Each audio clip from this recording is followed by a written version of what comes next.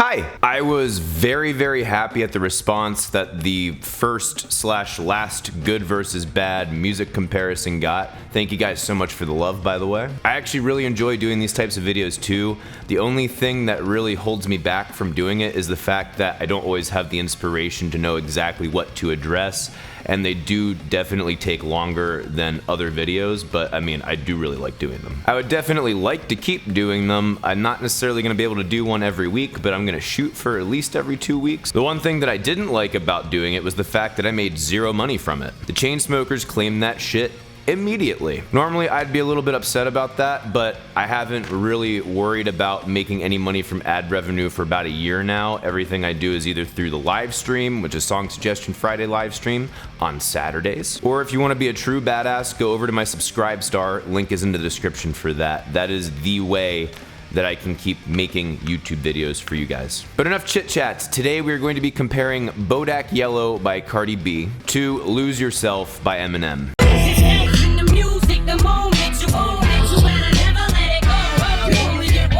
I can already hear some of the naysayers now, but Mike, you're comparing apples to oranges. Am I really? Two songs which technically qualify as rap songs. Both were absolute major hits and chart toppers. Both artists have won Grammys. You could say, but Mike, Lose Yourself is really meant to be more of a traditional rap song that tells a story, whereas Bodak Yellow, I almost forgot the name because it's so stupid. Whereas Bodak Yellow is really just meant for dance. I'm gonna address that at the end of this video. In the meantime, let's break down what technically qualifies as a song, Bodak Yellow. So the song starts off with the chorus, which basically is just a bass drop, just hat, just snare. Hey, first thing in the morning, Mike here. I just woke up to find out that the video was blocked when I was using anything from Bodak Yellow.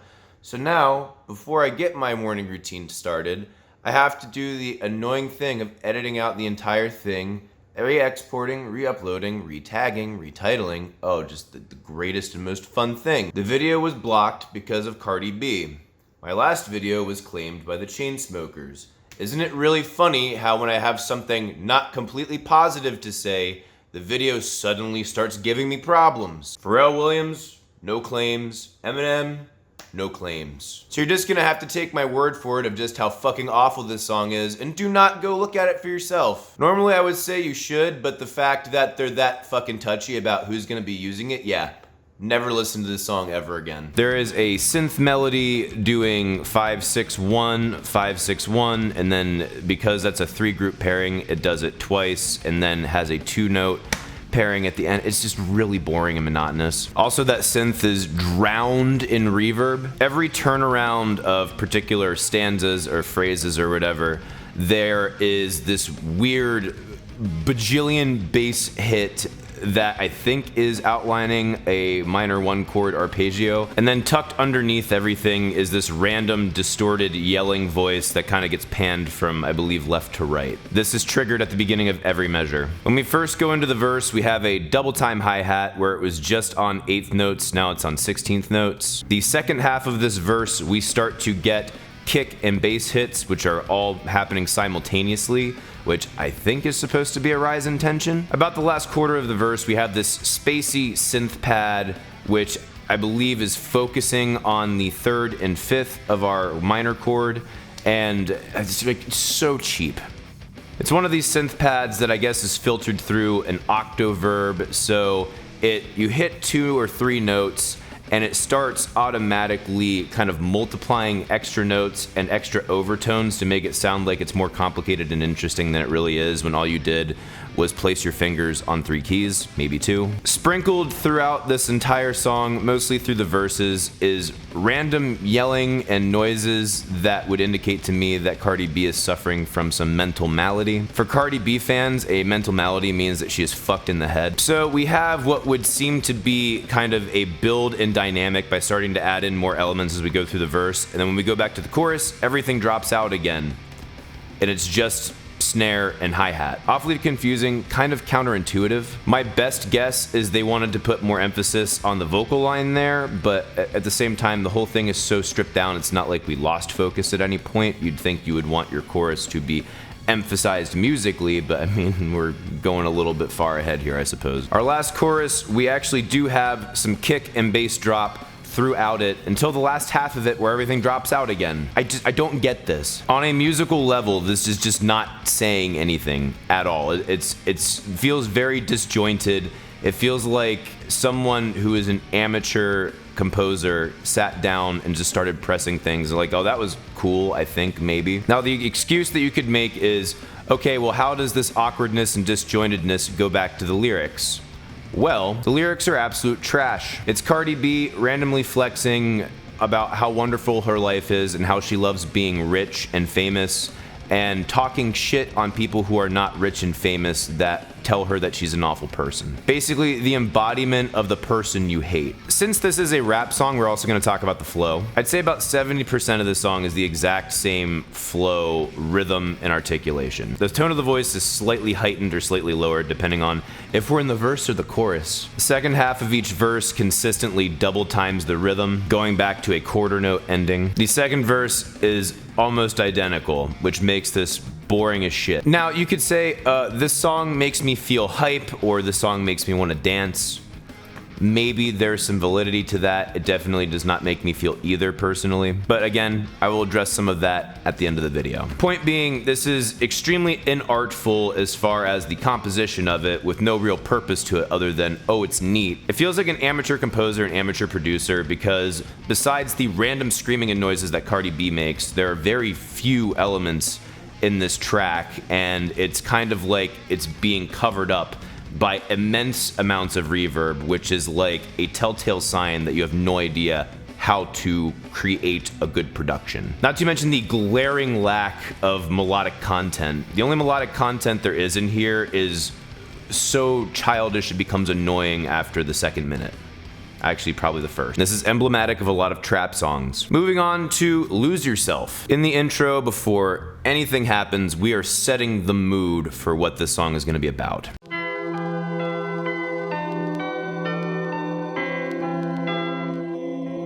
The intro has a slow piano descending arpeggio with a nice pad behind it. We're outlining 1-7-6 twice, and then going to a 4-3-2 and then 5 before we come into what's going to be the beginning of our real verse. The dynamic of this whole part is piano. This gives us a feeling of melancholy. Our verse starts out with a very simple power chord on eighth notes. Dun dun dun dun dun dun dun dun. And then we move the fifth of that power chord up to the minor sixth, so just up a half step. Strings come in, which kind of release into horns, and we also start to get some sparse drums throughout this part of the verse. His palms are sweaty, knees weak, arms are heavy, there's vomit on his sweater already. Our bass comes in, which starts to give us more of a rising action. It's sitting there on the tonic as a pedal tone, and then going up an octave at the end. What he wrote down, the whole crowd goes so loud, yo. Then in comes our driving drum beat, which is going to drive our feel throughout the entire song, and there's a reason for that. This beat mirrors our bass guitar doing kick, kick, kick, snare. So the timbre of the drum goes up from kick to snare at the exact same time that the note of our bass guitar goes from root to octave up. Back to reality, oh, there goes gravity, oh, there goes gravity. There are sparse horns sprinkled throughout this part of the verse, and as we're going out, the horns drop out and we get strings and flute, as well as we drop the drums, which gives us extra emphasis, almost like a slingshot going into the chorus. The exact same drums and bass, but there is an added drone bass of the tonic note. This gives us a little bit of extra rumble. It adds a little bit more gravity. The rap melody line is literally just first degree, third degree, pentatonic in nature, minor in nature, however you want to look at it. What makes it interesting is Eminem plays with it both rhythmically and with his articulation. Perhaps in this moment, everybody don't do it. It's out in the music, the moment you own it, you better never let it go. This actually reminds me a lot of my friend Samurai Guitarist and his video giving you the Lil Wayne challenge, where you have to play 2-note solo but actually make it interesting as possible. It's a hell of a challenge. Eminem kind of accomplished that and proved the point that it's less about the number of notes that you're using and more about how you use them. There's a little ear candy piano line at each turnaround in the chorus. Da da da da da da. It has a swing feel and a higher register, which kind of gives us a reminiscence of childhood dreams, which is kind of essential to get that type of ambition and drive to go accomplish your goals.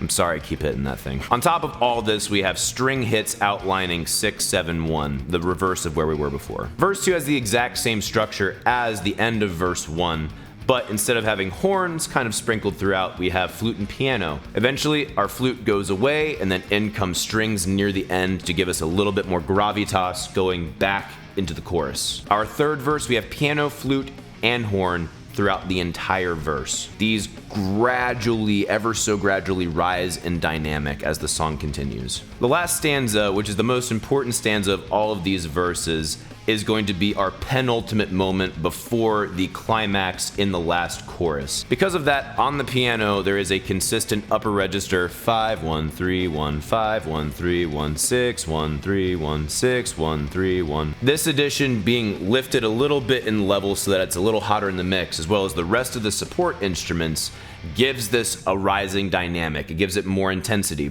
Mama love you, but this trailer's got to go. I cannot grow old in Salem's line. So here Because it has this consistent pedal tone pattern, it gives us a sense of focus. These instruments throughout each of these verses was emblematic of the emotions. The drums and the bass were the determination. They were the drive. At the end, with the melodic phrasing happening with all of our support instruments, that being strings, flute, horns, piano, all of their melodic phrases start to come into a focus, especially as the dynamics come up, which gives us an intensity. It marries the drive with the emotions into this new beautiful thing which makes you feel empowered. As we are going to the last chorus, our transition is a synth fade in, which is like a bizarre noise that I'm not sure how to describe, but it's really cool and it's perfect right where it is. And then finally executed with what I could only describe as something that sounds either like a very long vinyl scratch or a guitar slide coming out of your right ear. The last chorus is the exact same as the rest of the choruses, but with two very subtle but extremely important alterations. One, there is a lower register piano part that is a little bit louder, and the drone bass is significantly louder. You don't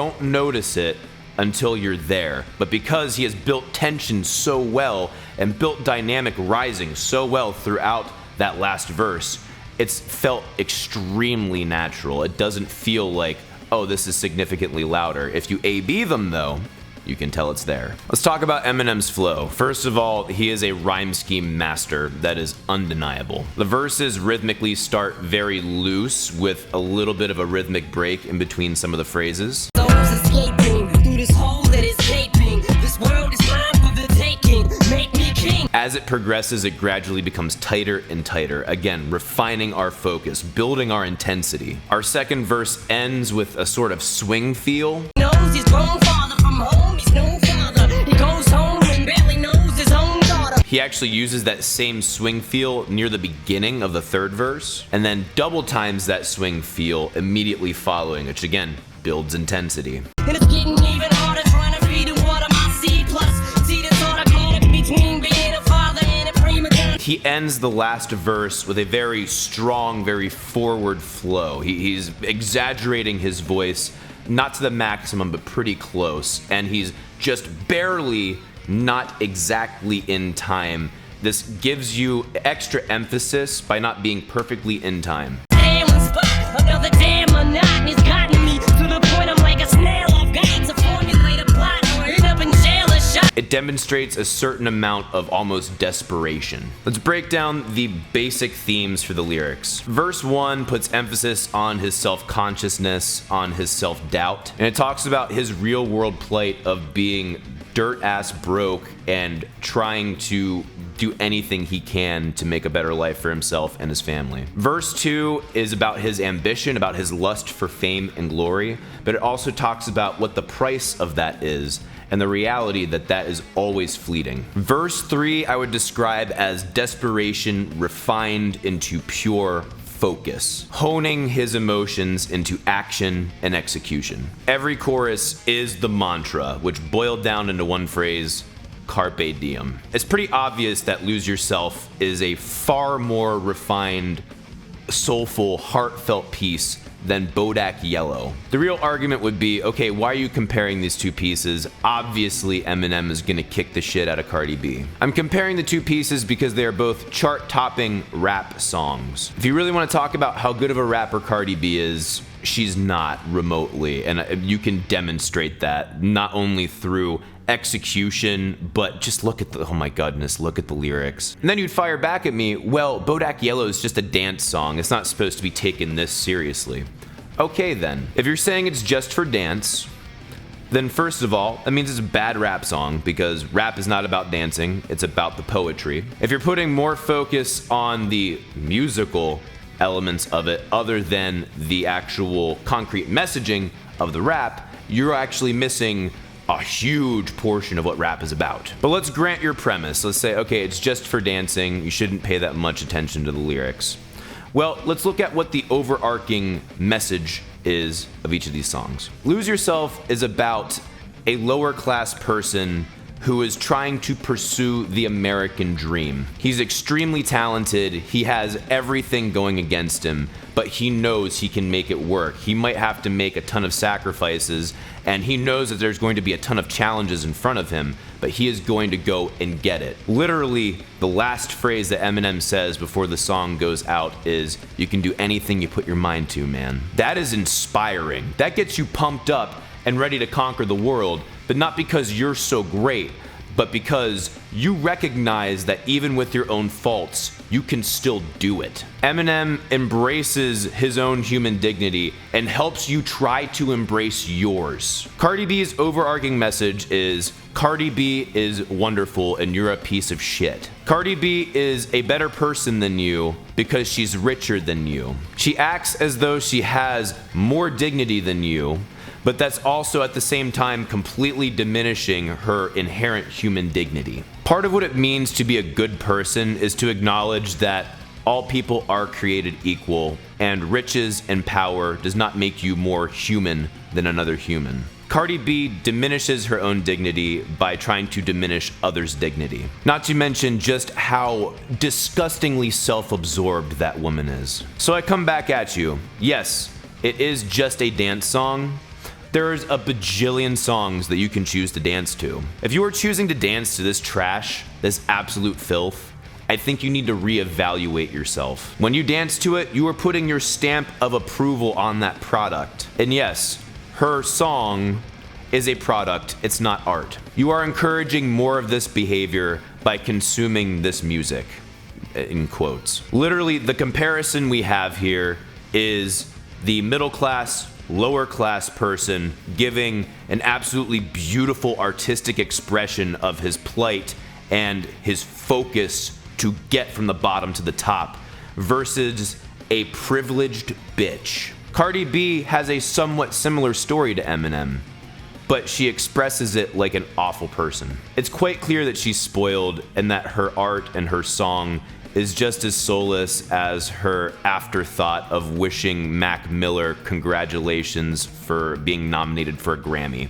Don't encourage this shit anymore, man. Stop listening. This has been Mike, the Music Snob. Thank you guys so much for watching. I will see you in the next video. Rock on!